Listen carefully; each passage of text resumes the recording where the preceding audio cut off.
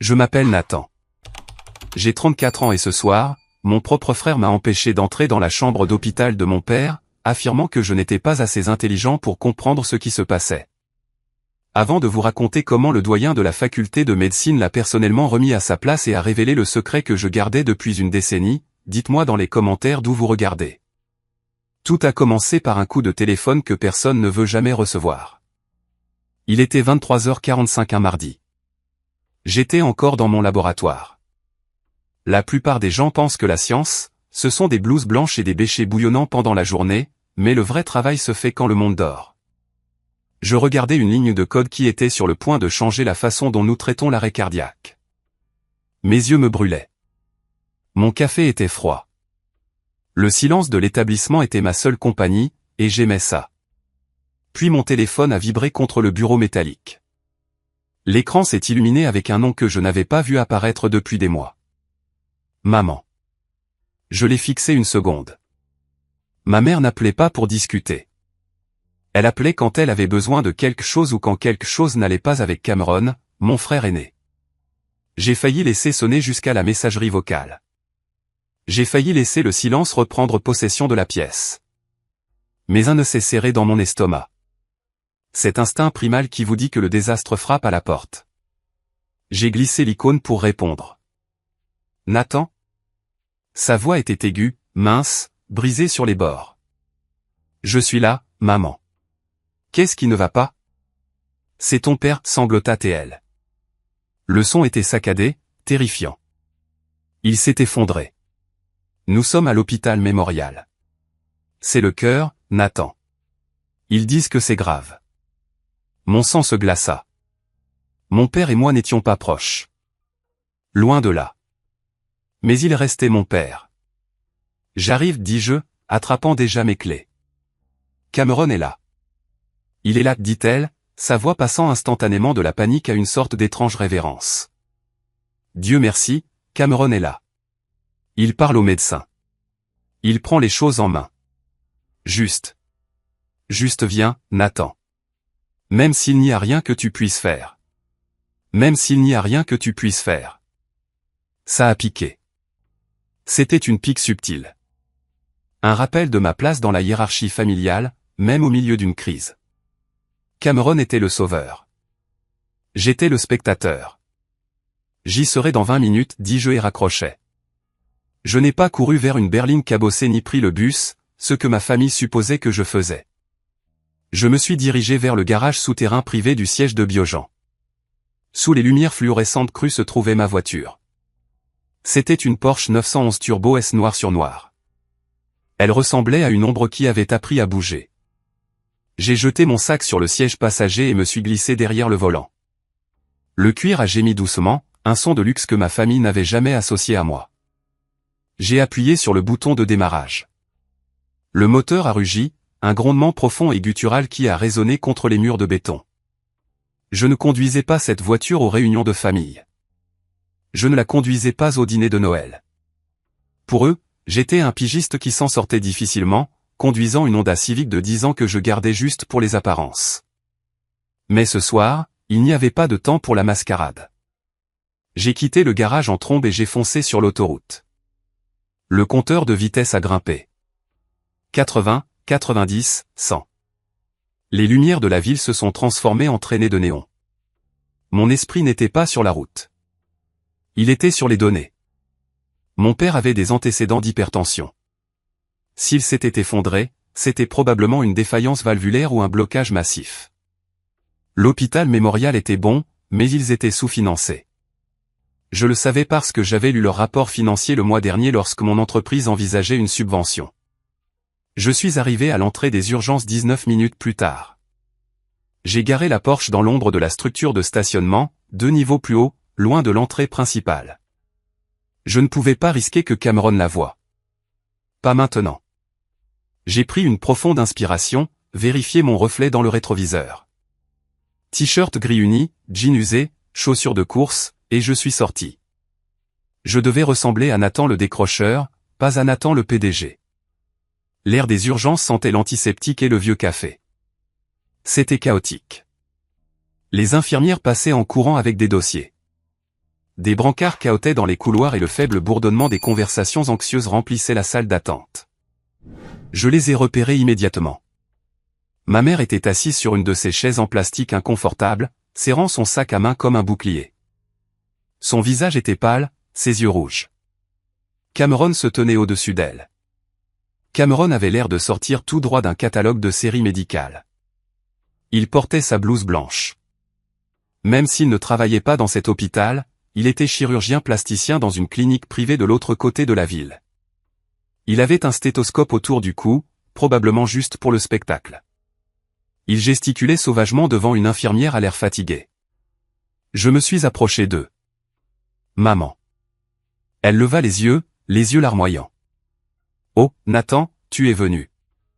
Comment va-t-il, ai-je demandé, regardant les doubles portes de l'unité de traumatologie. Avant qu'elle ne puisse répondre, Cameron se retourna. Il me toisa de haut en bas, sa lèvre se retroussant dans ce rictus familier. Il est dans un état critique, Nathan. Non pas que tu comprendrais la terminologie.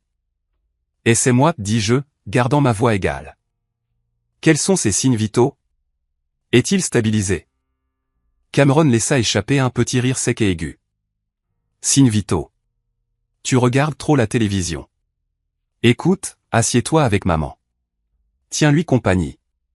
Je m'occupe des aspects médicaux. Je veux le voir, dis-je, me dirigeant vers les portes. Cameron se plaça devant moi, bloquant mon chemin. Il était plus grand que moi, plus large, bâti comme quelqu'un qui passait plus de temps à la salle de sport qu'à la bibliothèque. Il posa une main sur ma poitrine. Ce n'était pas un geste amical. C'était une poussée prête à se produire. Tu ne peux pas entrer là-dedans, siffla Cameron. C'est un environnement stérile. Il travaille sur lui. T'avoir là, l'air confus et posant des questions stupides, ne fera que distraire les professionnels. Je suis son fils, dis-je, ma voix durcissant. J'ai le droit de savoir ce qui se passe. Tu as le droit de t'asseoir et de te taire, claqua Cameron. Il se tourna vers l'infirmière qui l'avait harcelé. Excusez-moi, infirmière. C'est mon frère. Il n'a aucune formation médicale. C'est un décrocheur. S'il vous plaît, assurez-vous qu'il n'essaie pas d'entrer dans la salle de traumatologie. Je ne veux pas qu'il interfère avec les soins de mon père. L'infirmier, un homme grand aux yeux fatigués dont le badge indiquait l'Isaiah, infirmier-chef, me regarda. Il regarda mon t-shirt, mon jean, puis la blouse blanche impeccable de Cameron. Monsieur, me dit Isaiah, sa voix polie mais ferme. Je ne peux pas laisser entrer du personnel non autorisé dans le box de traumatologie. C'est la politique de l'hôpital. Je voulais juste vous donner son historique médical, dis-je, essayant de contourner l'ego de Cameron. Il est allergique à la lidocaïne et il prend des bêta-bloquants pour. Cameron me coupa, riant bruyamment. Lidocaïne, bêta-bloquant. Écoutez-le. Il a probablement cherché ça sur Google en venant. Infirmière, ignorez-le. J'ai déjà informé le médecin traitant. Je suis chirurgien. Je sais ce que je fais. J'ai regardé ma mère, la suppliant silencieusement d'intervenir. Maman, tu connais l'allergie. Dis-leur. Maman s'essuya les yeux avec un mouchoir et regarda le sol. Nathan, s'il te plaît, murmura-t-elle. Cameron est médecin. Il sait ce qu'il y a de mieux. Ne fais pas de scène. Ton père est en train de mourir là-dedans. Juste assieds-toi. Ça a fait l'effet d'un coup physique. Ce n'est pas seulement qu'elle prenait son parti. C'est qu'elle supposait que j'avais tort. Elle supposait que j'étais un fardeau. Tu vois, ricana Cameron, croisant les bras. Maman est au courant. Va trouver un distributeur automatique, Nathan. Prends-toi un soda. Laisse la partie et sauver des vies aux gens qui ont réellement terminé leurs études. J'ai serré les poings le long de mon corps. L'envie de crier était accablante. Je voulais sortir mon téléphone, leur montrer mon compte bancaire, leur montrer les brevets portant mon nom, leur montrer que j'employais 300 personnes plus intelligentes que Cameron ne pourrait jamais espérer l'être. Mais je ne l'ai pas fait. Pas encore, parce que crier ne sauverait pas mon père. D'accord, dis-je en reculant. J'attendrai. Cameron me tourna le dos, me congédiant comme si j'étais un moustique. Il se pencha pour murmurer quelque chose à l'infirmier. Probablement une autre instruction pour éloigner le frère mal instruit. Je me suis dirigé vers le coin de la salle d'attente, mais je ne me suis pas assis. J'ai sorti mon téléphone. J'ai vu un message du docteur Grayson, le doyen de la faculté de médecine de cet hôpital. Système a signalé un Robert Bennett admis en traumatologie 1. Votre père? J'ai répondu rapidement. Oui, c'est grave. Mon frère me bloque. J'ai besoin de connaître la situation. 3 points sont apparus instantanément. Grayson était en train de taper. Je suis dans le bâtiment, j'arrive. Restez tranquille. Je me suis appuyé contre le mur froid, observant Cameron jouer son rôle de héros endeuillé pour le public de la salle d'attente. Il faisait les 100 pas, se frottant les tempes, l'air désemparé chaque fois qu'une infirmière passait. C'était une performance. Je le savais. Il ne se souciait pas de papa. Il se souciait d'être celui qui était aux commandes. Les portes de l'unité de traumatologie s'ouvrirent en grand. Un médecin en blouse bleue en sortit, l'air sombre. Cameron se précipita. « Docteur, je suis le docteur Bennett, son fils. Quel est le statut ?» Le médecin baissa son masque. « Il est en insuffisance cardiaque sévère, docteur Bennett. Sa valve mitrale s'est complètement effondrée. Nous l'avons stabilisé pour l'instant, mais son cœur est trop faible pour une chirurgie à cœur ouvert conventionnelle. Il ne survivra pas à la machine de circulation extracorporelle. » Ma mère laissa échapper un sanglot déchirant. Cameron pâlit. « Alors quelles sont les options ?» « Il n'y a qu'une seule option, dit le médecin. Nous avons besoin d'un dispositif d'assistance ventriculaire, mais pas des modèles standards. Son anatomie est irrégulière. Il a besoin du système Atlink. » Ma tête se redressa. « Le Atlink, répéta Cameron, l'air confus. J'en ai entendu parler, mais c'est expérimental, n'est-ce pas? Il est en phase avancée d'essais cliniques, dit le médecin. C'est le seul dispositif assez petit et assez avancé pour pomper pour lui sans chirurgie ouverte. Mais en obtenir un. Il secoua la tête. Nous n'en avons pas en stock. Ils sont strictement contrôlés par le fabricant. Biogen. Obtenir une approbation prend des jours. Nous avons peut-être 3 heures. 3 heures. Cameron regarda maman, puis le médecin. Je vais passer quelques coups de fil, annonça-t-il, bombant le torse. Je connais des gens. J'ai des contacts au conseil médical. Je vais obtenir cet appareil. Il sortit son téléphone et commença à composer, s'éloignant vers un coin plus calme pour paraître important. Je me tenais là, à le regarder. Je savais exactement qui il appelait. Il appelait ses amis golfeurs. Il appelait des administrateurs de bas niveau. Il appelait des gens qui ne pouvaient pas autoriser une livraison de pizza, encore moins un prototype de dispositif médical. J'ai regardé le médecin. J'ai regardé les portes closes. Et puis j'ai regardé mon téléphone, le système Atlink, l'œuvre de ma vie, le dispositif que j'avais passé les 5 dernières années à perfectionner. La raison pour laquelle je dormais dans mon laboratoire, la raison pour laquelle j'avais abandonné mes études de médecine. J'ai déverrouillé mon téléphone et ouvert mon application de messagerie sécurisée. J'ai fait défiler jusqu'à un contact nommé Julien Compagnie. J'ai tapé 2 phrases. Code rouge. Hôpital Mémorial. J'ai besoin d'une unité Atlink ici dans 20 minutes. J'ai appuyé sur envoyer. Je n'avais pas besoin de passer des appels. Je n'avais pas besoin de supplier. Je possède la chaîne d'approvisionnement. Cameron était de l'autre côté de la pièce, criant dans son téléphone, faisant semblant de gronder un bureaucrate imaginaire. Savez-vous qui je suis? J'ai besoin de cet appareil. Je l'ai observé et j'ai senti une résolution froide et dure s'installer dans ma poitrine. Ce soir, le décrocheur allait donner au docteur une leçon qu'il n'oublierait jamais.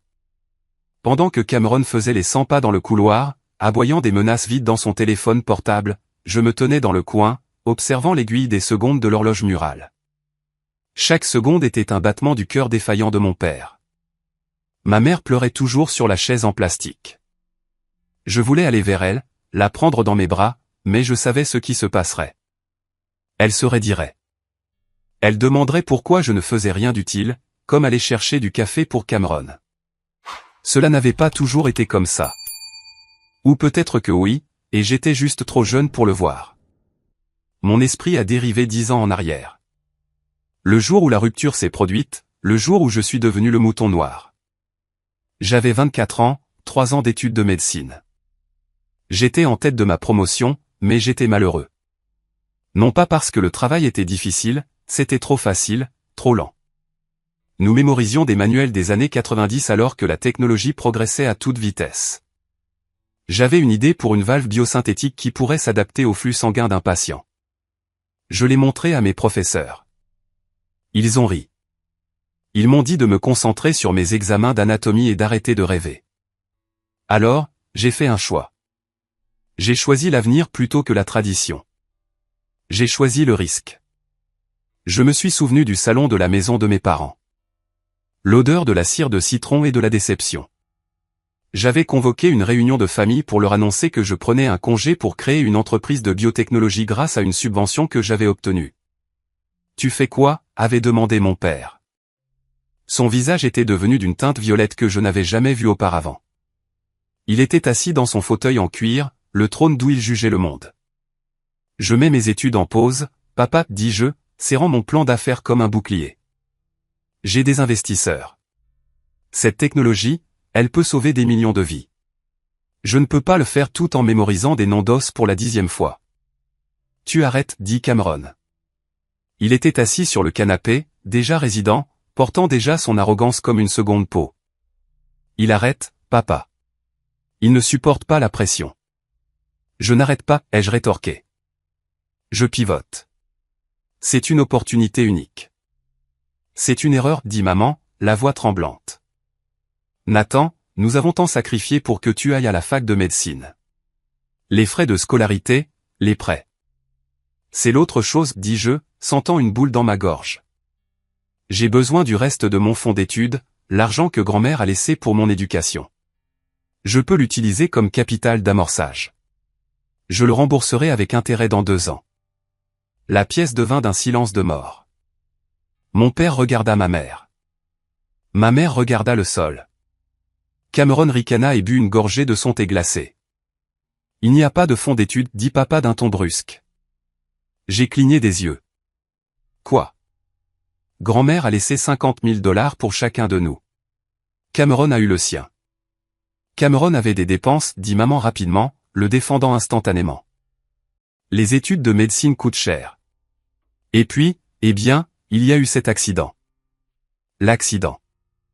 La nuit où Cameron avait détruit sa voiture en conduisant en état d'ivresse après une soirée étudiante. Il avait heurté une voiture garée. Personne n'avait été blessé, mais les frais de justice et le règlement pour que cela ne figure pas à son casier judiciaire avaient été astronomiques. Vous avez utilisé l'argent de mes études pour payer le DUI de Cameron, ai-je murmuré. La trahison me transperça comme un couteau. Nous devions protéger son avenir, cria papa, frappant la coudoir de sa main. Il était sur le point de commencer son internat. Un casier judiciaire l'aurait ruiné. Toi. Tu ne faisais que commencer. Nous pensions que tu pouvais contracter des prêts. Nous pensions que tu comprendrais. Je comprends, dis-je, ma voix tremblante. Je comprends que sa réputation compte plus que mon avenir. Ne sois pas dramatique, ricana Cameron. Si ta petite invention est si bonne, tu n'as pas besoin de cet argent. Mais nous savons tous les deux que c'est une chimère. Tu es juste paresseux, Nathan. Tu cherches toujours la solution de facilité. Sors d'ici, dit papa. Il se leva et montra la porte. Si tu arrêtes tes études, tu n'es plus mon fils. Je ne veux pas de lâche dans cette maison. Ne reviens pas avant d'avoir un diplôme ou un travail. Je suis parti cette nuit-là avec un sac de sport et un cœur brisé. J'ai dormi dans ma voiture pendant 3 semaines. J'ai mangé des nouilles instantanées et travaillé dans un garage qui sentait le moisi. J'ai construit le premier prototype du Hatlink avec des pièces récupérées sur de vieux équipements médicaux et du code que j'ai écrit sur un ordinateur portable tenu par du ruban adhésif. Pendant 10 ans, ils ont cru que j'échouais. J'assistais aux réunions de famille, généralement Noël et Thanksgiving, parce que j'étais assez stupide pour désirer leur approbation. Ils me mettaient à la table des enfants, littéralement jusqu'à mes 28 ans. Puis ils m'ont déplacé à la table pliante dans le couloir. J'écoutais Cameron se vanter de son salaire, de ses vacances dans les Hamptons, de sa nouvelle Mercedes. J'écoutais papa louer Cameron pour être le rock de la famille. J'écoutais maman me demander si je tripotais toujours mes ordinateurs et si j'avais besoin de 20 $ pour de l'essence. Je n'ai jamais pris leur argent. Et je ne leur ai jamais dit la vérité. Pourquoi? Parce que j'ai réalisé quelque chose très tôt. Si je leur disais que j'étais milliardaire, et oui, Biogen m'a rendu milliardaire à l'âge de 30 ans, ils ne m'aimeraient pas. Ils aimeraient mon argent. Ils aimeraient ce que je pouvais acheter pour Cameron. Je voulais qu'ils me respectent. Le gars en t-shirt, le gars qui travaillait dur, mais ils ne l'ont jamais fait. De retour dans la salle d'attente de l'hôpital, le souvenir s'est estompé, laissant un goût amer dans ma bouche. Cameron revint vers nous, fourrant son téléphone dans sa poche. Il avait l'air frustré, en sueur. Son masque de confiance se fissurait. Alors, demanda maman, levant les yeux avec espoir. Tu les as joints. Cameron soupira dramatiquement. J'ai parlé au chef de la chirurgie de Saint-Judès. Il a passé quelques coups de fil, mais Biogen. Ils sont impossibles. C'est un circuit fermé.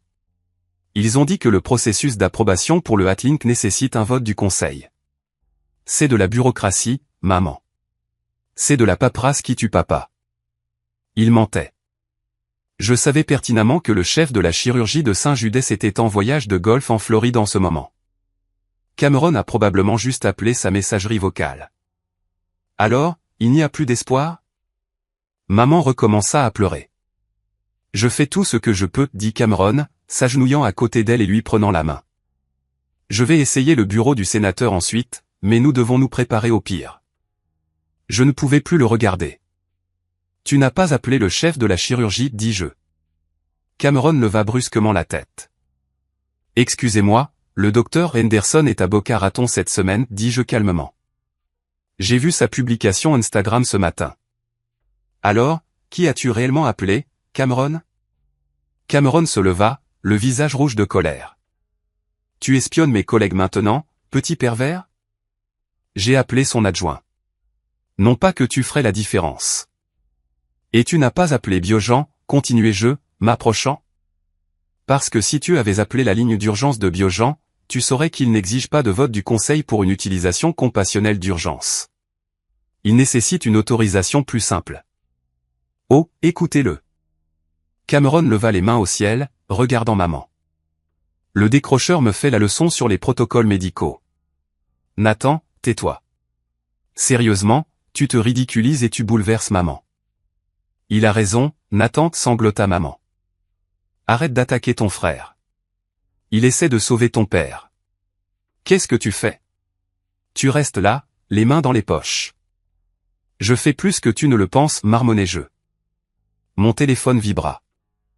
Un message de Julien. 8 minutes. Nous avons une escorte policière. Le convoi arrive. J'ai vérifié l'heure. Mon père n'avait plus beaucoup de temps. Je vais chercher de l'aube, dis-je en me détournant. Je devais être près de l'entrée quand Julien arriverait. Je devais intercepter l'équipe avant que Cameron n'essaie de s'attribuer le mérite d'un miracle qu'il n'avait pas accompli. Oui, va-y, ricana Cameron derrière mon dos. Va chercher un soda. Peut-être vérifie s'ils embauchent des concierges pendant que tu y es. Tu pourrais enfin apporter quelque chose à la famille. J'ai descendu le couloir, le son de son rire me suivant. J'ai atteint les portes coulissantes en verre de l'entrée des urgences et je suis sorti dans l'air nocturne. Il était frais, vif. J'ai regardé dans la rue. Au loin, j'ai vu des lumières bleues clignotantes. Ils arrivaient. Et pour la première fois en 10 ans, la hiérarchie de la famille Bennett était sur le point d'être brisée. Les lumières clignotantes devenaient plus vives, fendant l'obscurité de l'allée de l'hôpital. Ce n'était pas seulement une ambulance. C'était un spectacle. 2 motos de police ouvraient la voie, leurs sirènes gazouillant pour dégager la circulation inexistante de l'heure de minuit.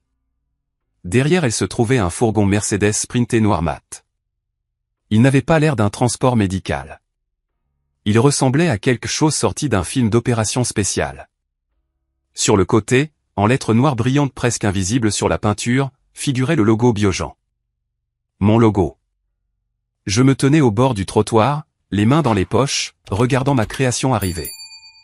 À l'intérieur de la salle d'attente derrière moi, le chaos du cœur mourant de mon père se déroulait. Mais ici, tout était précis, efficace. Le convoi s'arrêta en grinçant juste devant l'entrée des urgences. Les portes arrière du fourgon s'ouvrirent en grand. 2 hommes en tenue tactique en sautèrent. La sécurité de Biogen. Ils n'étaient pas là pour se battre. Ils étaient là pour protéger la propriété intellectuelle à l'intérieur de ce fourgon. Le prototype Atlink valait environ 2 millions de dollars, et il y avait des concurrents qui tueraient pour jeter un coup d'œil au schéma. Puis Julian sortit. Julian était mon directeur des opérations. Il avait 50 ans, impeccablement vêtu d'un costume italien sur mesure, même à minuit, avec des cheveux argentés et la prestance d'un homme d'État. Il tenait une mallette argentée menottée à son poignet.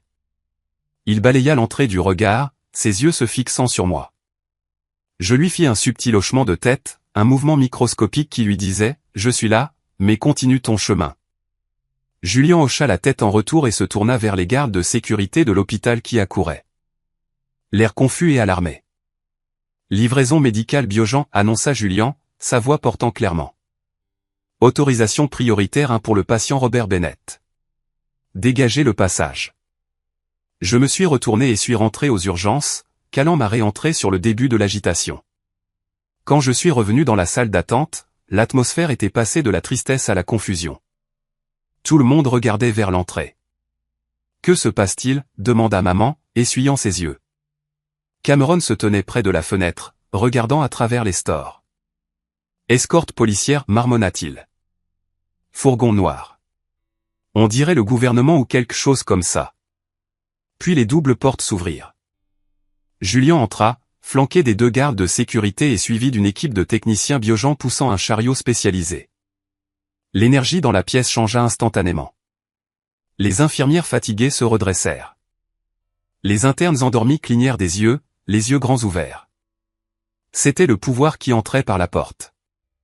Cameron vit le remue-ménage et ses yeux s'écarquillèrent.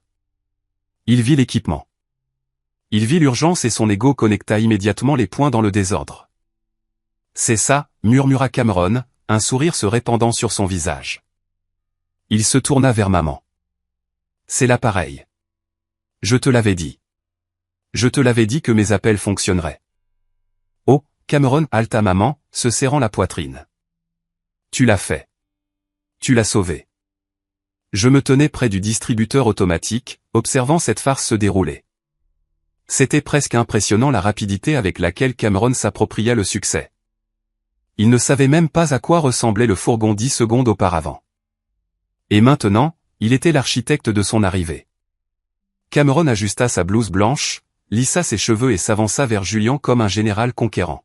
« Par ici » cria Cameron, agitant la main. « Je suis le docteur Bennett.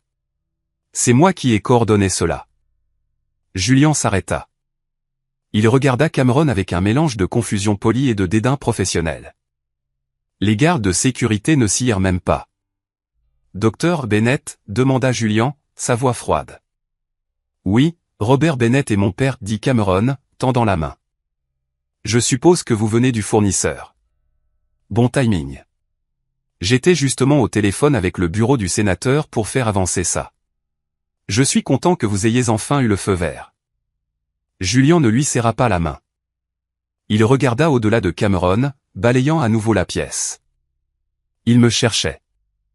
Je suis resté dans l'ombre. Pas encore, Julian. Laisse-le creuser le trou plus profondément. Nous sommes ici avec l'unité Atlink, dit Julian, s'adressant généralement à la pièce, mais gardant ses yeux en mouvement. Mais nous ne sommes pas ici à cause d'un sénateur. Nous sommes ici parce que le président a autorisé un déploiement en code rouge. Le président ? Cameron rit nerveusement. D'accord.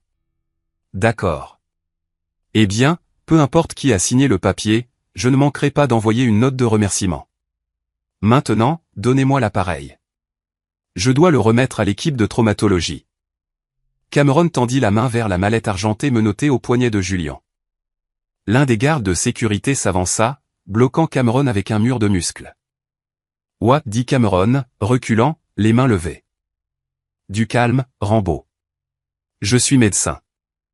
Cet appareil est une technologie propriétaire, dit Julien d'une voix calme. Il nécessite une activation biométrique par le détenteur autorisé. Il ne peut être remis à du personnel non autorisé. Je suis non autorisé. Cameron balbutia. Je suis le fils du patient. Je suis chirurgien.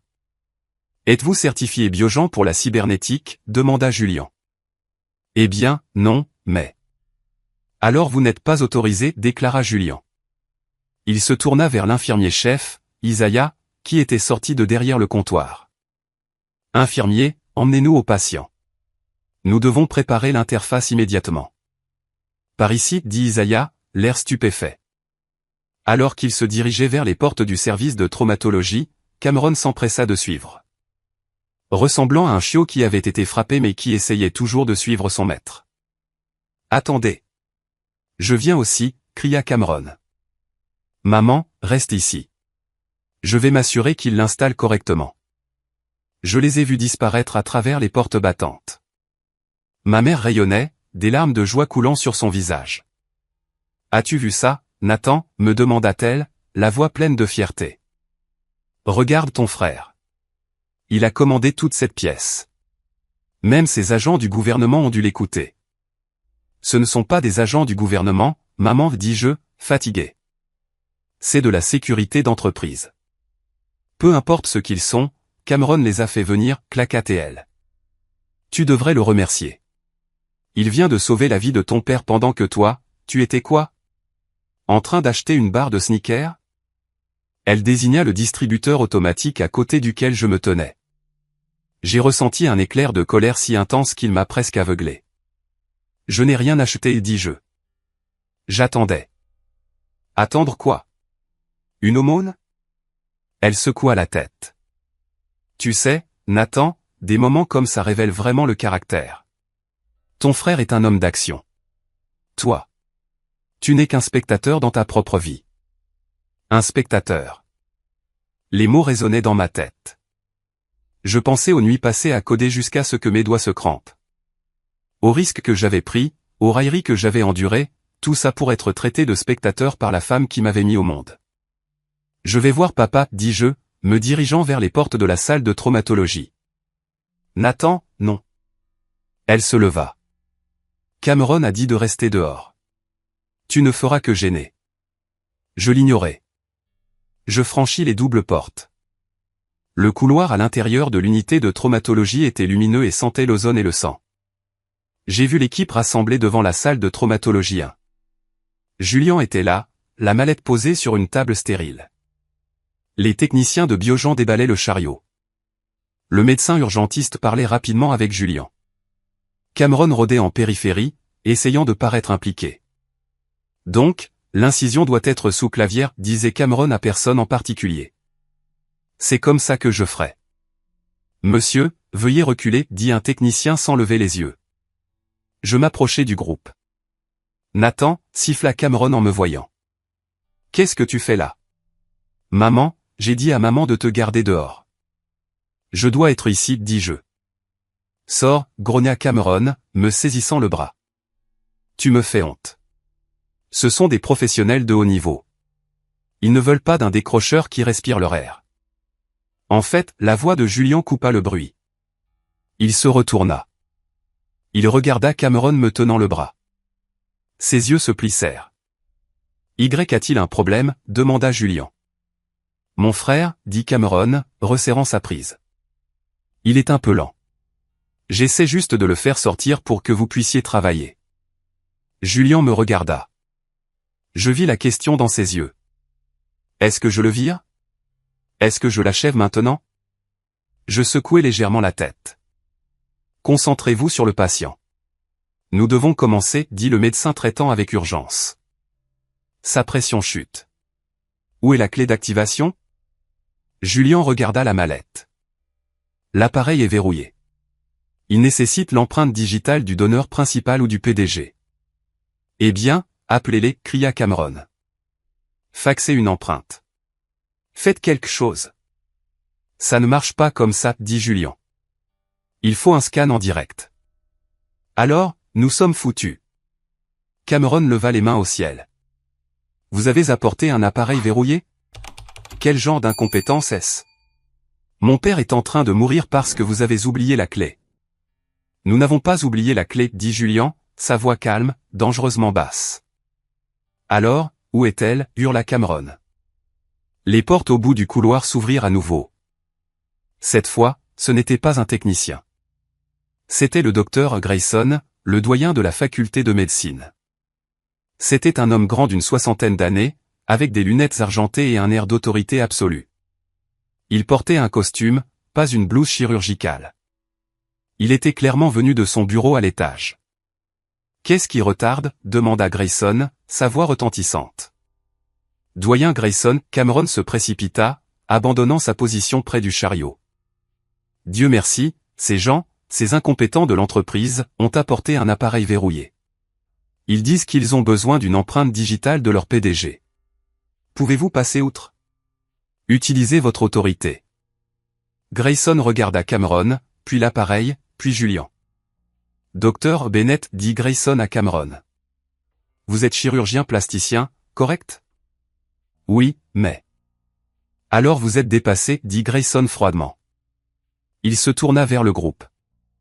Nous ne pouvons pas contourner le cryptage Biogen. C'est de qualité militaire. Nous avons besoin du donneur principal.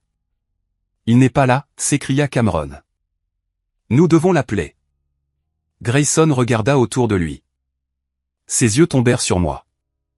Je me tenais près du mur, essayant de ne pas gêner les infirmières. Le visage de Grayson s'adoucit. Il passa juste devant Cameron. Il passa juste devant le médecin traitant. Il marcha droit vers moi. Nathan, dit Grayson chaleureusement, tendant la main. J'ai reçu ton message. Merci d'être venu si rapidement. Cameron se figea. Le médecin traitant se figea. Doyen Grayson, dis-je en lui serrant la main. Cela fait longtemps. Trop longtemps, dit Grayson. Je suis désolé, c'est dans ces circonstances. Cameron rit. Un son aigu, hystérique.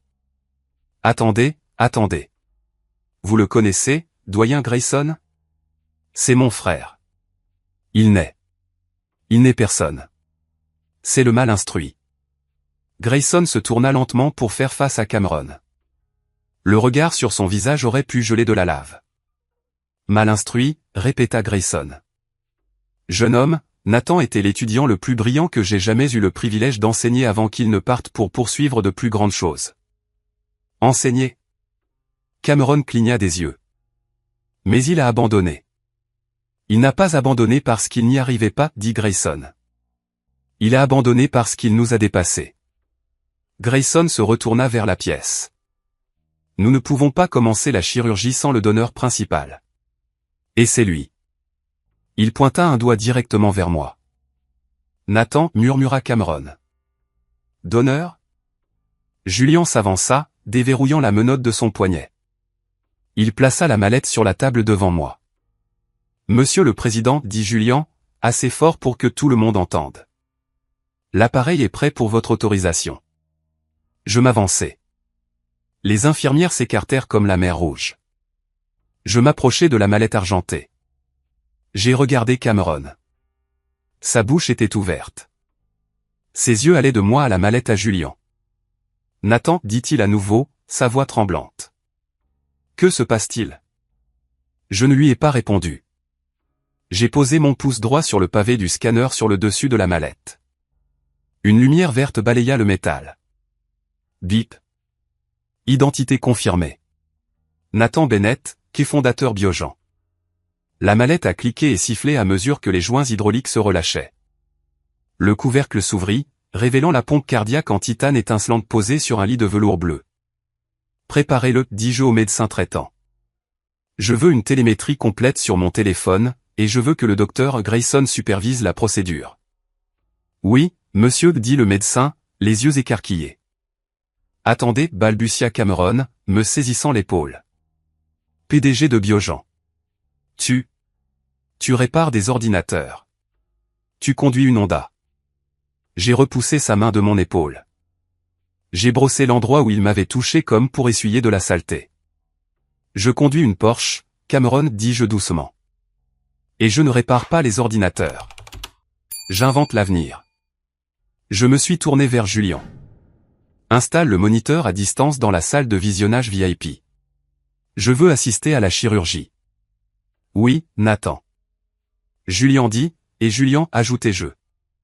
Monsieur, mon frère reste dans le couloir, dis-je. Il n'est pas autorisé. Je me suis retourné et me suis dirigé vers la salle de décontamination, laissant Cameron là, le son du moniteur cardiaque en phase avec l'effondrement de tout son monde.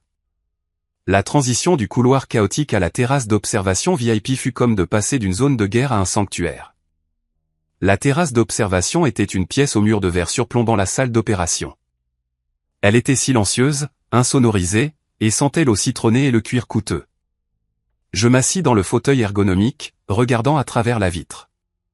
En dessous, l'équipe bougeait avec précision. Ils avaient ouvert la poitrine de mon père. Le sang rouge de la chirurgie est généralement perturbant pour les gens, mais pour moi, c'était de la mécanique. C'était un problème en train d'être résolu. Dr. Grayson se tenait à côté de moi. C'est une merveille, Nathan, dit-il doucement, observant les chirurgiens insérer le dispositif Atlink. La taille, l'efficacité. Vous l'avez vraiment fait. Il fallait le faire, dis-je, mes yeux rivés sur le moniteur, affichant les signes vitaux de papa. Les anciennes pompes étaient barbares. Elles détruisaient les cellules sanguines. Votre famille. Grayson hésita. Ils ne savent pas. Ils savent ce qu'ils veulent savoir, dis-je. Ils voient un décrocheur, alors ils me traitent comme un décrocheur. C'était plus facile de ne pas les corriger. Jusqu'à ce soir, nota Grayson. Jusqu'à ce soir, acquiesçai-je. Dans le couloir, la scène était très différente. Je pouvais voir le flux de sécurité sur le moniteur latéral. Cameron faisait les 100 pas comme un animal en cage. Il se disputait avec Isaiah, l'infirmier-chef. Je suis son fils, criait Cameron, bien que le son soit assourdi. J'exige d'entrer. Mon frère ment. C'est un imposteur. Il a probablement volé cette mallette. Isaiah, Dieu le bénisse, n'en voulait rien savoir. Il se tenait les bras croisés, soutenu par l'un des gardes de sécurité de Biogen. Puis j'ai vu ma mère. Elle avait été autorisée à entrer dans le couloir. Elle serrait le bras de Cameron, l'air terrifié et confuse. Elle pointait sans cesse les portes, puis Cameron, posant des questions que je ne pouvais pas entendre mais que je pouvais deviner. Que veut dire PDG? Est-ce vrai? Pourquoi est-il à l'intérieur et nous dehors? Cameron la repoussa. Il avait l'air furieux. Il sortit son téléphone et recommença à passer des appels. Probablement pour trouver des saletés sur moi, pour trouver un moyen de reprendre le contrôle. Je suis revenu à la chirurgie. Le chirurgien connectait le greffon de sortie. Connexion sécurisée. Le flux audio crépita, activant le Atlink. Je retins mon souffle. C'était le moment de vérité. La physique théorique rencontrant la réalité biologique. Sur le moniteur, la ligne plate du débit de la pompe s'envola, une onde rythmique régulière apparut. Le débit est stable, annonça le chirurgien. La tension artérielle se normalise. 120/80. La saturation en oxygène augmente. Ça marche. Mon Dieu, ça marche à merveille.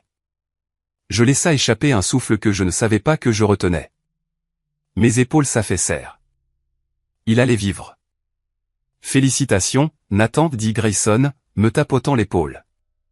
Vous venez de le sauver. Oui, dis-je, ressentant un étrange vide. Je l'ai fait. Je me suis levé. Je descends à la salle d'attente. Grayson demanda. Dans le couloir, dis-je. J'ai des choses à éclaircir. Je suis sorti de la suite VIP et j'ai pris l'ascenseur un étage plus bas. Quand les portes de l'ascenseur se sont ouvertes, l'atmosphère dans le couloir est devenue tendue. Cameron me vit le premier. Il s'avança à grands pas, le visage violet. Toi! Cria-t-il, pointant un doigt vers mon visage. Quel genre de jeu pervers est-ce? Tu embauches des acteurs? Tu loues un fourgon? Tu penses que c'est drôle? Cameron, dit maman, se précipitant après lui. Arrête. Demande-lui juste. Lui demander quoi? cracha Cameron. C'est un fraudeur, maman. Il fait semblant. Il n'y a aucun moyen. Aucun moyen. Que le gamin qui n'a même pas pu terminer l'anatomie 101 soit le PDG d'une entreprise valant des milliards. Je suis sorti de l'ascenseur. Je n'ai pas crié. Je n'ai pas levé les mains. J'ai juste marché vers eux. Le garde de sécurité s'est écarté pour moi. Papa est stable, dis-je à maman. L'opération a été un succès. L'appareil fonctionne. Maman laissa échapper un sanglot de soulagement. Oh, Dieu merci. Dieu merci. Pas grâce à lui. Cria Cameron. C'est moi qui l'ai stabilisé au début. C'est moi qui. Cameron, arrête, dis-je. Ma voix n'était pas forte, mais elle avait maintenant le poids de l'autorité. Arrête de mentir pendant 5 minutes. Peux-tu faire ça? Mentir? Cameron rit, cherchant du soutien auprès des infirmières. Mais elle le regardait tout avec dégoût. Je suis chirurgien. Tu es chirurgien esthétique, dis-je. Et tu es actuellement sous enquête pour faute professionnelle à ta clinique, n'est-ce pas? La couleur quitta le visage de Cameron. Quoi? Qu'est-ce que tu as dit? J'ai fait une vérification d'antécédents en venant ici. J'ai menti. En fait, j'ai demandé à Julien de le faire pendant que j'étais dans la salle VIP. Tu as été poursuivi 3 fois l'année dernière. Tu es ruiné, Cameron. Cette Mercedes a 3 mois de retard de paiement. Tu pousses papa à vendre sa maison pour que tu puisses gérer les fonds, n'est-ce pas? C'est pourquoi tu es ici ce soir, non pas pour le sauver, mais pour garantir ton héritage. Menteur. Hurla Cameron, se jetant sur moi. Le garde de sécurité de Biogen bougea plus vite qu'un cobra qui frappe. Il attrapa Cameron par le poignet et le tordit derrière son dos, le plaquant contre le mur. Lâchez-moi. Hurla Cameron. Maman, aidez-moi. Maman me regarda, les yeux écarquillés d'horreur. Nathan, est-ce que c'est vrai? Je la regardai. Demande-lui l'investissement qu'il a perdu le mois dernier. Demande-lui le fonds d'études que vous m'avez volé pour sauver sa carrière. Ça l'a sauvé, maman? Ou ça lui a juste appris qu'il peut faire ce qu'il veut et que vous paierez la note? Maman couvrit sa bouche. Elle regarda Cameron plaqué contre le mur, l'air pathétique et petit. Nathan, murmura-t-elle. Nous ne savions pas. Nous pensions que tu étais. Vous pensiez que j'étais un raté, dis-je. Parce que je ne suivais pas votre scénario. Vous ne m'avez jamais demandé ce que je construisais. Vous ne m'avez jamais demandé qui j'étais. Vous n'avez vu que ce que vous vouliez voir. Nous sommes une famille, plaida-t-elle, des larmes coulant sur son visage. Nous faisons des erreurs, mais nous t'aimons. Vraiment? Ai-je demandé. Où aimez-vous l'idée d'une famille où Cameron est le prince et moi le serviteur? Avant qu'elle ne puisse répondre, les portes du service de traumatologie s'ouvrirent. Le chirurgien sortit. Famille de Robert Bennett? Ici, dit maman, se détournant de moi. Il est réveillé, dit le chirurgien. Il est groggy, mais il demande. Eh bien, il demande le médecin qui l'a sauvé. Cameron lutta contre le garde. C'est moi. Laissez-moi partir. Je dois voir mon père. Le chirurgien regarda Cameron, puis moi. En fait, dit le chirurgien, il demande Nathan. Le silence qui suivit les mots du chirurgien était plus lourd que du plomb. Il demande Nathan. Cameron cessa de lutter contre le garde. Il devint mou, glissant légèrement le long du mur, son visage un masque de pur choc. Maman regarda du chirurgien à moi, sa bouche s'ouvrant et se fermant comme un poisson hors de l'eau. Moi? Ai-je demandé, ma voix légèrement brisée. Je ne m'y étais pas attendu. Je m'attendais à ce que papa se réveille et demande Cameron. C'était le scénario. C'était toujours le scénario. Oui, monsieur, dit le chirurgien avec respect. Il nous a entendu parler pendant la préparation. Nous? Eh bien, le docteur Grayson a peut-être mentionné qui était le donneur avant que l'anesthésie ne fasse pleinement effet. J'ai pris une grande inspiration. D'accord, je vais y aller. Je viens aussi. Dit maman, s'avançant. C'est mon mari. Je regardai le chirurgien. Il hocha la tête. La famille est autorisée, mais soyez bref. Pas de stress. Laissez-le partir, dis-je au garde de sécurité qui tenait Cameron. Le garde relâcha Cameron. Mon frère se frotta le poignet, me fusillant du regard avec un mélange de haine et de peur. Il redressa sa veste, essayant de retrouver un semblant de dignité. Je viens, marmonna Cameron. Je dois vérifier son incision. Je ne l'ai pas arrêté. Je voulais qu'il voie. Nous sommes entrés dans la salle de réveil. Elle était faiblement éclairée, seulement par les moniteurs lumineux. Le grouche rythmé de l'appareil Atlink était le seul son. Papa était allongé dans son lit, l'air plus petit que dans mes souvenirs. Sa peau était pâle, comme du papier. Des tubes entraient et sortaient de lui, mais ses yeux étaient ouverts. Ils passèrent devant maman. Ils passèrent devant Cameron. Ils se posèrent sur moi. Nathan, murmura-t-il. Sa voix était faible, dépouillée de son autorité habituelle. Je m'approchai du lit. Je suis là, papa. Ils m'ont dit, murmura-t-il. Une machine? Ta machine? Oui, dis-je. C'est une pompe à lévitation magnétique. Elle bat pour toi en ce moment. Papa ferma les yeux une seconde, puis les rouvrit. Il regarda Cameron, qui planait au pied du lit. Cameron, dit papa. Je suis là, papa, dit rapidement Cameron, s'avançant. Je me suis assuré qu'il suivait le protocole. Je supervisais le tout. Tais-toi, haleta papa. Cameron se figea. Quoi? Tais-toi, répéta papa, luttant pour respirer. J'ai entendu les infirmières parler. Tu as essayé de le bloquer. Je te protégeais, argumenta Cameron, sa voix montant en panique. Ce n'est pas un médecin. Je ne savais pas qu'il avait un gadget secret. Tu as bloqué mon fils, dit papa, chaque mot un effort. Il me regarda de nouveau. Il y avait quelque chose dans ses yeux que je n'avais jamais vu auparavant. Pas de l'amour exactement, mais du respect ou peut-être de la peur. Tu as construit ça, me demanda papa. Oui, dis-je. Tu es riche, demanda-t-il. J'ai failli rire. Bien sûr, c'était ça la question. Non pas es-tu heureux, non pas es-tu fier, mais es-tu riche? Oui, papa, dis-je. Je suis très riche. Pourquoi ne l'as-tu pas dit, demanda maman de l'autre côté du lit, lui serrant la main. Pourquoi nous as-tu laissé te traiter comme ça? Je ne vous ai rien laissé faire, dis-je froidement. Vous avez choisi de me traiter comme ça. Vous avez choisi de croire qu'un diplôme était la seule mesure de la valeur. Vous avez choisi de voler mon fonds d'études. Vous avez choisi de me faire asseoir à la table des enfants.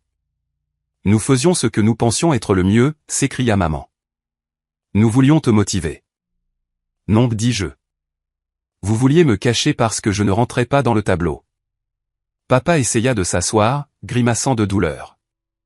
Nathan, l'argent, les frais médicaux. Cela doit coûter une fortune. Oui, dis-je. La chirurgie et l'appareil coûtent environ 300 000 $. Cameron haleta. Maman devint pâle. Mais ne vous inquiétez pas, dis-je. J'ai payé. Le soulagement inonda leur visage. Je l'ai vu. La tension quitta les épaules de papa. Maman lui serra la main. Il pensait que tout était redevenu normal. Le chèque était signé. Le problème était résolu. Merci, mon fils, dit papa, respirant plus facilement. Tu es un bon garçon. Nous avons beaucoup à discuter. Des affaires. Cameron a des difficultés avec la clinique. Peut-être que tu pourrais investir. Aider ton frère. Garder ça en famille. Je l'ai regardé. Je n'arrivais pas à y croire. Il avait failli mourir il y a 10 minutes. Je venais de lui sauver la vie. Et son premier instinct était de m'utiliser pour soutenir Cameron à nouveau. C'était une maladie. Et j'étais le remède, mais pas de la manière qu'il pensait. Non, dis-je. Le mot resta suspendu dans l'air. Quoi, demanda papa, confus. J'ai dit non, répétai-je fermement. J'ai payé pour la chirurgie, Papa. C'était mon acte de charité. C'était moi qui vous remboursais le toit que vous m'avez donné quand j'étais enfant. Nous sommes quittes. Quitte, demanda maman, sa voix tremblante. Nathan, nous sommes une famille. Tu ne peux pas juste. Je peux, dis-je. Je n'investis pas dans la clinique de Cameron. En fait, si j'étais toi, Cameron, je commencerais à chercher un bon avocat. Parce qu'une fois que le conseil médical verra le rapport que le docteur Grayson va déposer sur ta conduite ce soir, tentant d'interférer avec une procédure vitale, tu n'auras plus de licence pour pratiquer nulle part. Les genoux de Cameron fléchirent. Il s'agrippa à la barre du lit pour se soutenir. Tu ne ferais pas ça. Je n'ai pas à le faire, dis-je. Grayson le fait parce qu'il se soucie de la médecine, quelque chose que tu n'as jamais fait. J'ai regardé papa. J'ai sauvé ta vie, papa. Mais je ne vais pas sauver ton style de vie, et je ne vais pas sauver le sien. Je pointai Cameron du doigt. Nathan, s'il te plaît, supplia maman, tendant la main vers la mienne. Ne sois pas cruel. Nous pouvons recommencer. Nous pouvons dîner dimanche. Juste nous. Nous te mettrons une place.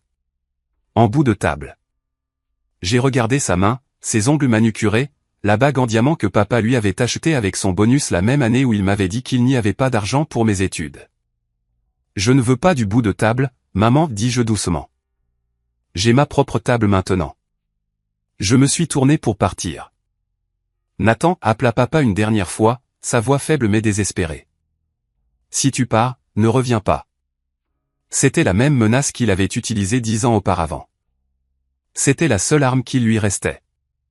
Je me suis arrêté à la porte. Je les ai regardés. Un patriarche mourant, une mère désespérée, et un frère imposteur. D'accord, dis-je, et je suis sorti. C'est le moment qui a tout changé. Quand j'ai enfin repris le contrôle, j'ai réalisé qu'on ne peut pas acheter le respect de personnes qui s'obstinent à vous mal comprendre. Merci d'avoir écouté jusqu'ici. Vous êtes incroyables. Aidez-moi en aimant cette vidéo et en commentant le chiffre ainsi dessous si vous êtes avec moi. Cela aide plus de gens à trouver cette histoire et cela me dit que je ne suis pas seul. Votre soutien signifie le monde pour moi. Maintenant, laissez-moi vous raconter ce qui s'est passé ensuite, car ce n'était pas tout à fait terminé. Sortir de cette salle de réveil a été comme enlever un sac à dos rempli de briques que j'avais porté pendant une décennie. Je suis retourné dans le couloir. L'air semblait plus pur. Julien m'attendait à la station des infirmières. Il avait rangé la mallette argentée. Il me regarda, scrutant mon visage à la recherche de signes de regret. « C'est fait, monsieur ?» demanda-t-il. « C'est fait, dis-je. L'appareil fonctionne dans les paramètres attendus. »« Le patient est stable et la dynamique familiale ?» demanda Julien, levant un sourcil. « Terminal, dis-je. » J'ai coupé le cordon. Julien hocha la tête. Il avait compris. Il me tendit une tablette. L'administration de l'hôpital a les documents. Je vous ai désigné comme contact d'urgence pour les décisions médicales uniquement. La responsabilité financière est limitée au coût de la procédure. Tous soins post-opératoires, chambre privée ou demande spéciale seront facturés directement au patient. Parfait, dis-je. Allons-y. Alors que nous marchions dans le couloir vers la sortie, je repassai devant la salle d'attente. Elle était vide maintenant, à l'exception de quelques inconnus endormis. La chaise en plastique où ma mère s'était assise, où elle m'avait dit de partir, semblait bon marché et triste sous les lumières fluorescentes. Nous sommes sortis dans la nuit. Le convoi Biogen était toujours là, les moteurs au ralenti. L'escorte policière était partie. Leur travail était fait. « Voulez-vous un tour, monsieur ?» demanda Julien, désignant le fourgon sprinté. « Nous pouvons vous ramener au siège. »« Non, dis-je. J'ai ma voiture. » Je me suis dirigé vers la structure de stationnement. J'ai monté les escaliers jusqu'au 2e niveau. Ma Porsche était là, dans l'ombre, brillante. Je suis monté. L'odeur du cuir m'a de nouveau enveloppé. Mais cette fois, je n'avais pas l'impression de mettre un déguisement. J'avais l'impression de retrouver ma vraie peau. J'ai démarré le moteur. Le grondement était profond et rassurant.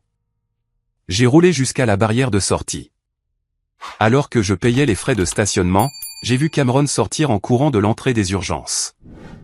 Il regardait frénétiquement autour du parking. Il a repéré ma voiture, la silhouette distincte de la 911 Turbo S sortant des ombres. Il s'est arrêté net. J'ai baissé la vitre en m'arrêtant au bord du trottoir près de lui, non pas pour parler, juste pour le laisser voir. Il a regardé la voiture. Il m'a regardé. Sa bouche est restée ouverte. Il a regardé les jantes, l'emblème, la pure réalité de son coup. Elle valait plus que tous les gains de sa vie. Nathan, cria-t-il, faisant un pas en avant.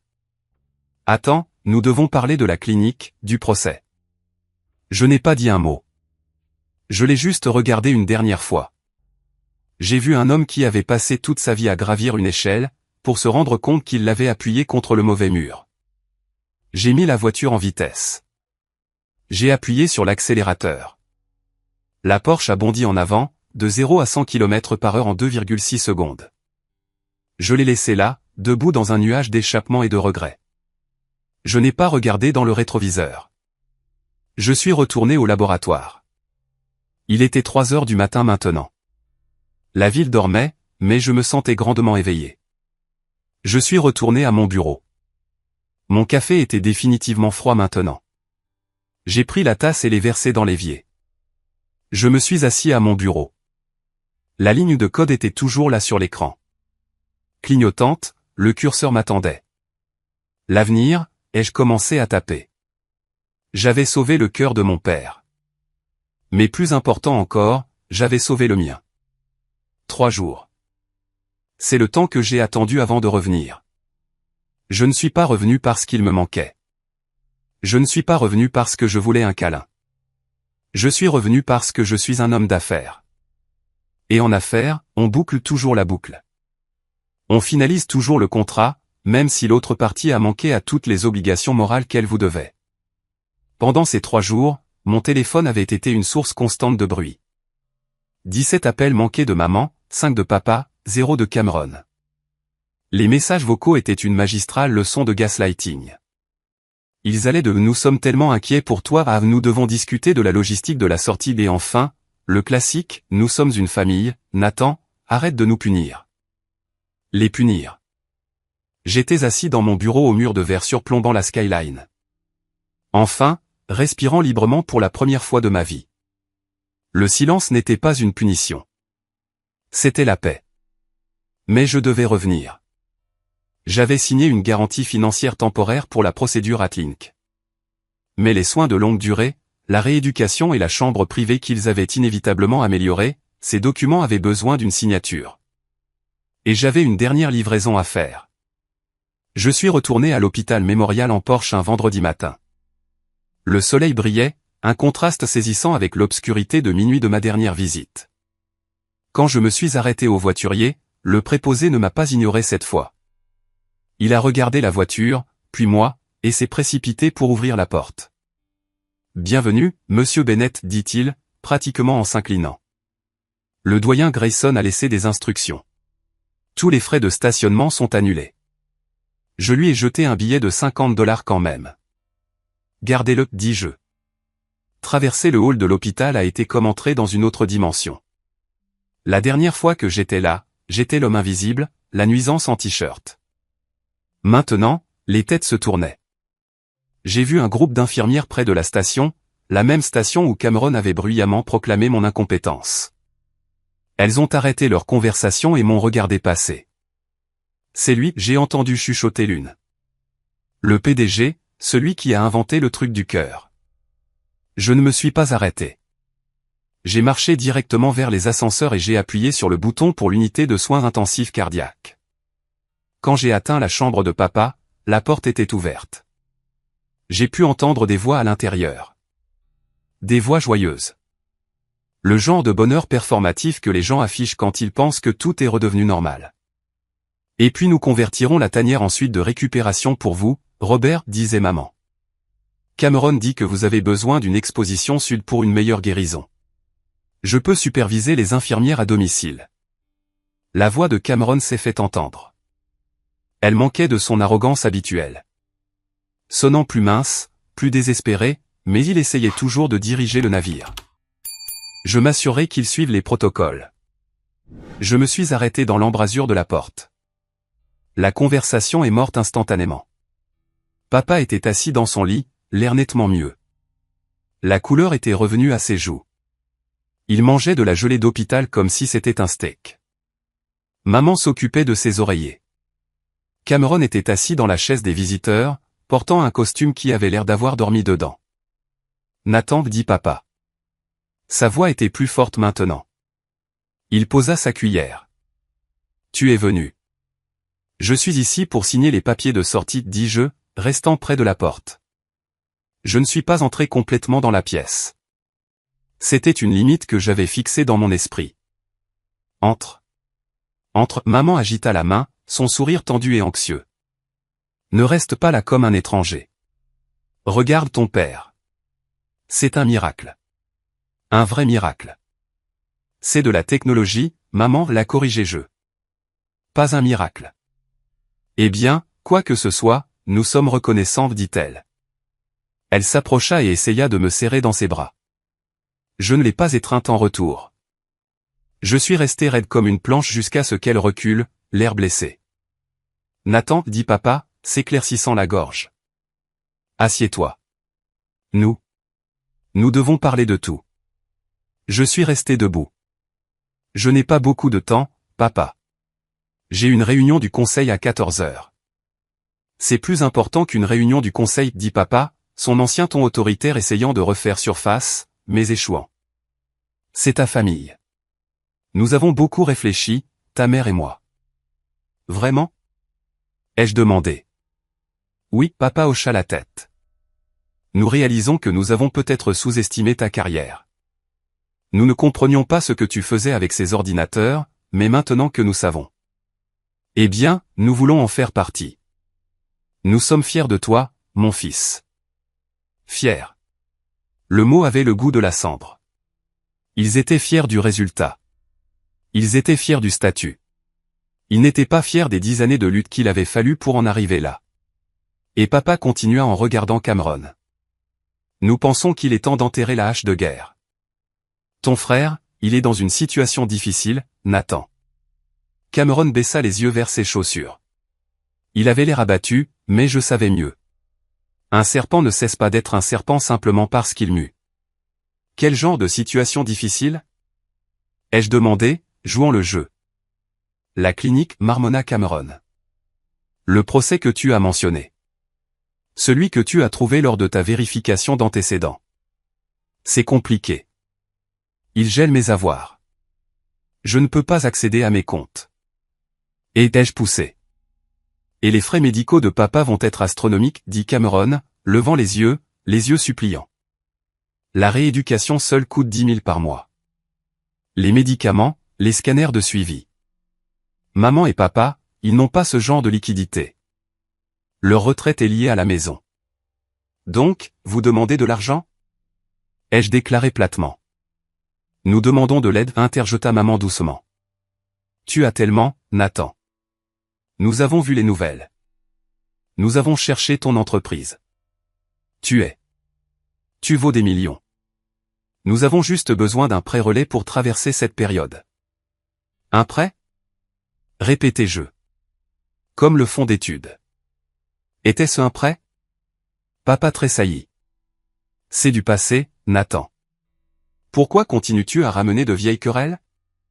Nous parlons de survie en ce moment. Je suis content que tu aies soulevé la question de la survie, dis-je. Je tendis la main dans ma sacoche en cuir parce que j'ai apporté quelque chose pour vous. Ce n'est pas un chèque, mais ça vous aidera à survivre. J'ai sorti une épaisse enveloppe Kraft. Ce n'étaient pas les papiers de sortie. Je l'ai jetée sur le lit, directement sur les genoux de papa. Elle a atterri avec un bruit sourd. Qu'est-ce que c'est? Demanda papa, la ramassant d'une main tremblante. Ouvre-la, dis-je. Papa ouvrit le fermoir et sortit la pile de documents. Il ajusta ses lunettes. Maman se pencha par-dessus son épaule. Cameron regardait depuis sa chaise. Un regard d'horreur croissante sur son visage. C'est un relevé bancaire, papa plissa les yeux. De la clinique de Cameron. Continue de lire, dis-je. Papa tourna la page, puis une autre. Son visage devint gris. Je ne comprends pas, murmura papa. Virement vers des holdings offshore. Retrait pour des jeux d'argent en ligne. 200 000 $. Ce n'est pas son argent, papa, expliquai-je, ma voix calme et clinique. C'est de l'argent du budget de fonctionnement de la clinique. Mais regarde la page suivante. C'est celle qui compte vraiment. Papa tourna la page. Il haleta. C'est le compte de retraite de ta mère, dit papa, regardant Cameron. Pourquoi ton nom figure-t-il sur un bordereau de retrait de 50 000 $? La pièce devint d'un silence de mort. Le seul son était le bourdonnement de la climatisation dans la ventilation. Cameron se leva, sa chaise raclant bruyamment le sol. C'est une erreur. C'était un investissement. Je gérais leur portefeuille. Tu as falsifié sa signature, Cameron, dis-je. J'ai demandé à mes experts comptables de l'examiner hier. Tu as siphonné leurs économies liquides il y a 3 mois. C'est pourquoi tu étais si désespéré que je paie pour la chirurgie. Tu savais que le chèque rebondirait si maman essayait de l'écrire. Maman couvrit sa bouche, les yeux écarquillés d'horreur. Elle regarda son garçon chéri. Cameron, dis-moi que ce n'est pas vrai. Cet argent, c'était pour nos soins de longue durée. Cameron recula contre le mur. J'allais le remettre. J'avais un coup sûr. Un investissement crypto. Il a juste craché. J'allais le doubler pour vous. Tu l'as joué. Rugit papa. Sa voix était faible. Mais la colère était réelle. Il jeta les papiers sur Cameron. Les papiers volèrent partout, flottant comme des feuilles mortes. Tu nous as volés. Après tout ce que nous t'avons donné. Je n'ai pas volé. Cria Cameron, des larmes coulant sur son visage. J'ai emprunté parce que je devais maintenir les apparences. Vous attendiez de moi que je sois le riche docteur. Vous attendiez la Mercedes. Vous attendiez les dîners coûteux. D'où pensiez-vous que l'argent venait? La clinique est en faillite. Elle l'est depuis 2 ans. Donc, tu as volé tes parents, dis-je. Et puis tu as essayé de m'empêcher de sauver la vie de papa parce que tu avais peur que je regarde les finances. Cameron s'effondra sur le sol, enfouissant sa tête dans ses mains. Il sanglotait maintenant, des sanglots les rauques. Maman s'assit sur le bord du lit, fixant le mur. Son monde s'écroulait. Le récit qu'elle avait construit pendant 30 ans. Cameron le sauveur, Nathan l'échec, venait d'être inversé. Papa me regarda. Il avait l'air vieux, vaincu. Nathan, murmura-t-il. Je ne savais pas. Je sais que non, dis-je. Parce que tu n'as jamais regardé.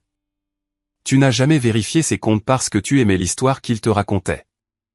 Et tu n'as jamais vérifié mes comptes parce que tu détestais l'histoire que tu pensais que je racontais. Je me suis dirigé vers la table et j'ai sorti les vrais papiers de sortie et la facture de la procédure Atlink. Voici la réalité, dis-je. J'ai posé la facture sur la table de chevet. Le coût total de la chirurgie, de l'appareil et du séjour en unité de soins intensifs est de 342 000 $. Maman laissa échapper un petit gémissement. Je l'ai payé intégralement, dis-je. Papa leva les yeux, les larmes aux yeux. Nathan, tu. Après qu'il nous ait volés. Tu as quand même payé? Je l'ai payé parce que je suis ton fils, dis-je. Et parce que, contrairement à Cameron, je peux me permettre de réparer les erreurs. J'ai sorti un autre document. Ceci est un contrat de soins infirmiers à domicile, dis-je. J'ai engagé un service de premier ordre. Ils viendront à la maison 12 heures par jour pendant les 6 prochains mois pour vous aider à récupérer. C'est déjà payé. Merci, murmura maman. Oh, Nathan, merci. Cependant, dis-je, élevant légèrement la voix pour couper sa gratitude. Il y a des conditions. Je pointai Cameron, qui était toujours recroquevillé sur le sol. Condition numéro 1, Cameron ne gère rien. Il ne touche pas à vos finances. Il ne touche pas à vos décisions médicales. Il ne ramasse même pas vos ordonnances. Si je découvre qu'il a accès à un seul centime de votre argent, j'annule le service d'infirmière immédiatement. Papa hocha vigoureusement la tête. C'est fait. Il est fini. Condition numéro 2, continuez-je. Je ne suis pas votre banque. J'ai payé pour cette crise. Je ne paierai pas pour la prochaine. Vous devez vendre la maison, réduire vos dépenses et vivre avec la sécurité sociale qu'il vous reste. Ne m'appelez pas pour des prêts. Nous comprenons, dit papa humblement. Et condition numéro 3, dis-je, prenant une grande inspiration. C'était la plus difficile. Je retourne à ma vie. Je ne viendrai pas au dîner de Noël. Je ne viendrai pas à Thanksgiving. Je prendrai des nouvelles auprès des infirmières pour m'assurer que vous êtes en vie. Mais mon implication personnelle se termine aujourd'hui. Quoi? Maman se leva. Nathan, non, tu ne peux pas faire ça. Nous venons. Nous venons de te retrouver. Vous ne m'avez pas retrouvé, maman, dis-je, la regardant droit dans les yeux. Vous avez retrouvé mon portefeuille. Vous avez retrouvé mon statut. Si j'étais venu ici aujourd'hui en tant qu'ouvrier du bâtiment sans le sou qui voulait juste rendre visite à son père, m'auriez-vous supplié de venir à Noël? Ou m'auriez-vous dit de m'écarter pour Cameron? Elle ouvrit la bouche pour parler, mais aucun mot ne sortit. Elle connaissait la réponse. Nous tous. C'est ce que je pensais, dis-je. Je me tournai vers Cameron.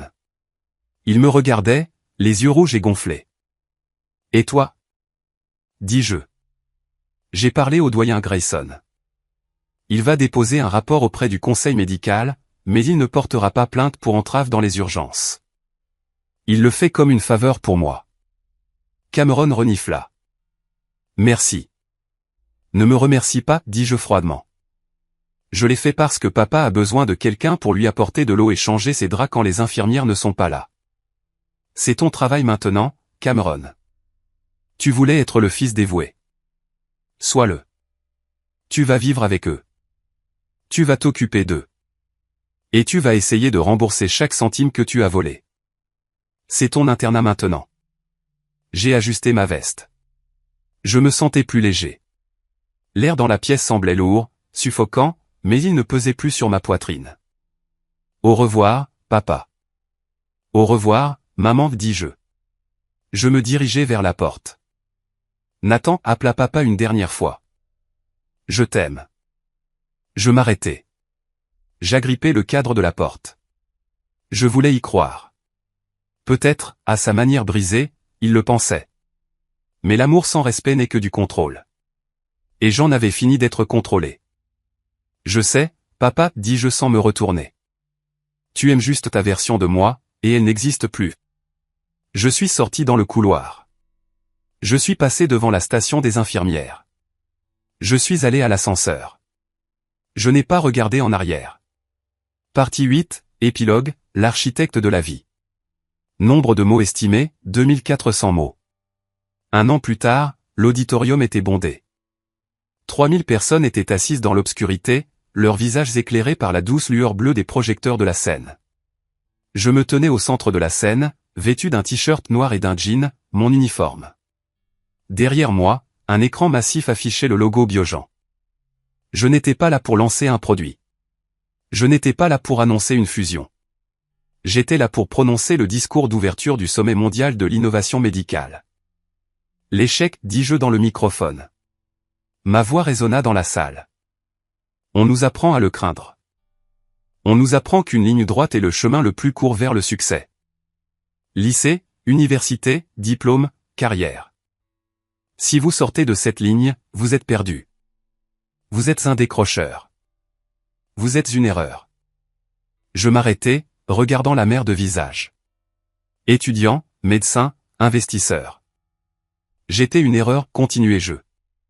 Pendant 10 ans, les personnes qui étaient censées croire le plus en moi me considéraient comme un exemple à ne pas suivre. Mais voici la vérité. La ligne droite est un mensonge. L'innovation ne se produit pas sur la ligne droite. Elle se produit dans les marges. Elle se produit dans les détours. Elle se produit quand vous êtes seul dans un garage à 3 heures du matin parce que vous croyez en quelque chose que personne d'autre ne peut voir. J'ai cliqué sur le pointeur dans ma main. L'écran a changé. Il montrait une photo de l'appareil Atlink. Cet appareil a sauvé 5000 vies l'année dernière, dis-je. Il a été construit par un décrocheur. Il a été construit par une déception. Des applaudissements ont parcouru la pièce, se transformant en un rugissement. J'ai attendu qu'il se calme. Aujourd'hui, j'annonce la bourse Bennett 10 jeux. L'écran a changé à nouveau, montrant le nouveau programme de bourse, mais ce n'est pas pour les étudiants avec un GPA de 4,0. Ce n'est pas pour les majors de promotion. Cette bourse est pour les perturbateurs, ceux qui demandent pourquoi pas au lieu de comment, ceux qui ne rentrent pas dans le moule. Nous investissons 50 millions de dollars pour trouver la prochaine génération d'échecs et leur donner les outils pour changer le monde. La foule est devenue folle. Alors que je quittais la scène, Julien m'attendait dans les coulisses. Il me tendit une bouteille d'eau. Bon discours, patron, dit-il. Twitter est déjà en tendance. #TheBennettWay. Merci, Julien, dis-je, prenant une gorgée. Des nouvelles de l'autre affaire? Julien hocha la tête. Il sortit une tablette de son sac. Le rapport mensuel de l'enquêteur privé. Vous aviez demandé à le voir. J'hésitais. Une partie de moi voulait dire non. Une partie de moi voulait laisser cette porte fermée pour toujours. Mais la curiosité est le vice d'un scientifique. J'ai pris la tablette. Il y avait une photo prise à distance avec un téléobjectif. Elle montrait une petite maison de plein pied délabrée en banlieue. La pelouse était envahie. Sur le porche, un vieil homme était assis dans un fauteuil roulant, regardant fixement la rue. C'était papa. Il avait l'air frêle, beaucoup plus vieux que son âge. À côté de lui se tenait un homme en polo taché, fumant une cigarette. Il avait l'air épuisé. Ses cheveux s'éclaircissaient, son ventre débordait de sa ceinture. Il tenait une cuillère, essayant de nourrir le vieil homme. C'était Cameron. J'ai zoomé sur le visage de Cameron. L'arrogance avait disparu. L'ego du docteur avait disparu. À sa place se trouvait une profonde et creuse résignation. Il ressemblait à un homme purgeant une peine à perpétuité. Il a perdu sa licence définitivement, raconta Julien doucement. L'examen du conseil médical a été brutal. Il travaille à temps partiel comme représentant commercial en équipement médical, poste de débutant, mais il passe la plupart de son temps à s'occuper de vos parents. Votre mère? Elle montre des signes de démence précoce. Il s'occupe de ça aussi. Et la maison? Ai-je demandé. Ils ont vendu la grande maison pour rembourser les dettes que Cameron a accumulées, dit Julien. Ils sont solvables, à peine. Le service d'infirmière que vous avez payé s'occupe du gros du travail, mais Cameron fait les nuits. Il est. Eh bien, il est exactement là où vous lui aviez dit qu'il serait. J'ai regardé la photo pendant longtemps. Il n'y avait aucune joie à la voir. Aucun élan de victoire, juste une reconnaissance calme et sombre de la gravité. Ils avaient créé un monde où l'image était tout. Et maintenant, ils étaient piégés dans une réalité où l'image ne signifiait rien. Ils demandent de mes nouvelles? Ai-je demandé. Votre mère écrit des lettres, dit Julien. Nous les interceptons selon votre protocole. Voulez-vous les lire? J'ai secoué la tête. Non. Classez-les. J'ai rendu la tablette à Julien. Allons-y. Nous avons du travail à faire. Nous sommes sortis de l'enceinte vers le quai de chargement. Ma voiture m'attendait. Pas la Porsche aujourd'hui. Aujourd'hui, je prenais l'hélicoptère. Nous avions une réunion à Tokyo dans 12 heures. Alors que l'hélicoptère décollait, s'élevant au-dessus de la ville, j'ai regardé le quadrillage des rues. Quelque part là-bas, dans une petite maison à la peinture écaillée, ma famille dînait. Peut-être parlait-il du passé. Peut-être me regardait-il aux informations. J'ai alors réalisé que je ne les haïssais plus. La haine demande de l'énergie. La haine est une connexion. Je ne ressentais rien d'autre qu'une pitié distante, comme en regardant une vieille photographie de personnes que l'on a autrefois connues. J'ai regardé l'horizon. Le soleil se couchait, peignant le ciel en or et violet. J'ai pensé au gamin qui dormait dans sa voiture. J'ai pensé au gamin à qui on avait dit qu'il ne valait rien. J'ai posé ma main sur ma poitrine. Je pouvais sentir mon propre cœur battre, régulièrement, fort, intact. Je n'étais pas un décrocheur. Je n'étais pas une victime. J'étais Nathan Bennett. Et j'avais enfin obtenu mon diplôme.